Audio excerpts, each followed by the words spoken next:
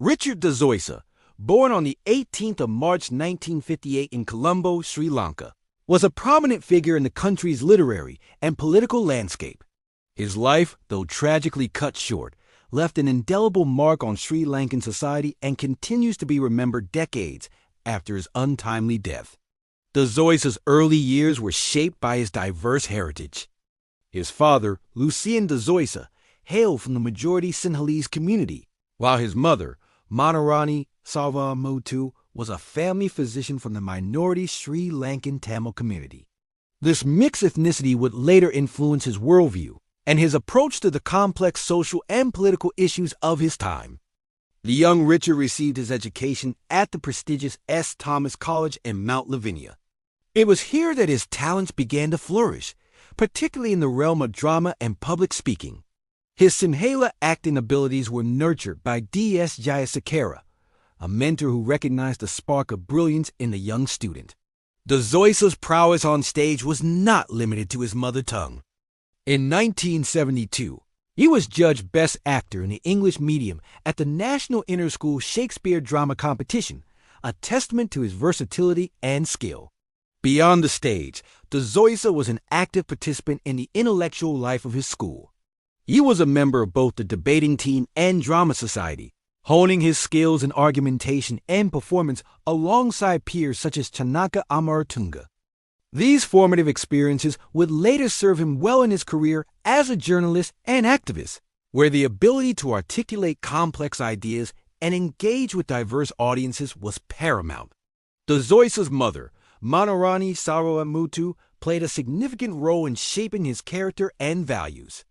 As a family physician, she instilled in him a deep sense of empathy and a commitment to serving others. Her own background as part of the Tamil minority in Sri Lanka likely contributed to Richard's nuanced understanding of the country's ethnic tensions and his later advocacy for human rights. The influence of de Zoysa's father, Lucien, was equally important in his development. Coming from the Sinhalese majority, Lucien provided Richard with a perspective that bridged the ethnic divide in Sri Lankan society. This dual heritage allowed de Zoysa to navigate the complex social landscape of his country with a unique insight, often acting as a bridge between communities in his professional and personal life.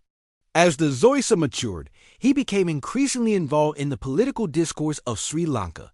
His work as a journalist, author, and human rights activist placed him at the forefront of the country's most pressing issues. De Zoysa's writing and reporting were characterized by a fearless pursuit of truth and a commitment to giving voice to the voiceless.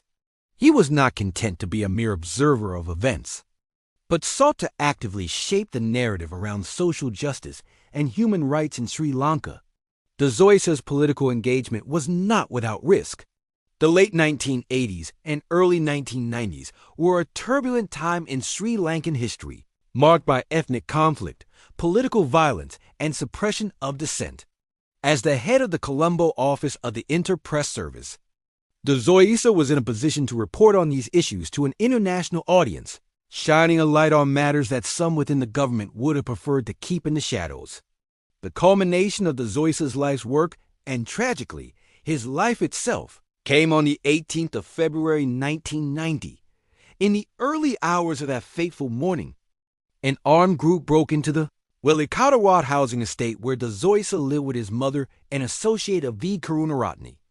The intruders abducted de Zoysa, an act that would send shockwaves through Sri Lankan society and the international community. The circumstances surrounding de Zoysa's death remain shrouded in controversy and pain. His body was discovered the following day, bearing signs of torture and execution. The murder of such a prominent and respected figure caused widespread outrage within Sri Lanka and beyond its borders. Many believe, and continue to believe, that the killing was carried out by a death squad linked to elements within the government. A chilling reminder of the dangers faced by those who dared to speak truth to power. The loss of Richard de Zoysa was not just a personal tragedy for his family and friends. It was a blow to the very fabric of Sri Lankan civil society.